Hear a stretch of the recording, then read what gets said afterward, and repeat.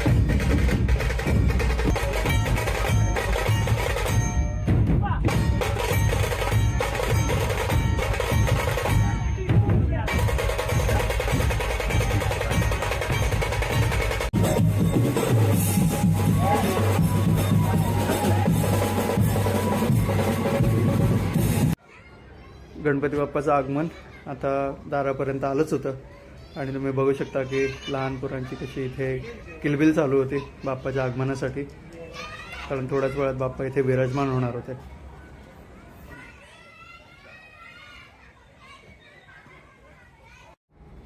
निमुळत्या अशा या गल्लीतून गणपती बाप्पाची ही सुबक अशी मूर्ती आपण इथे आत आणताना बघतोय.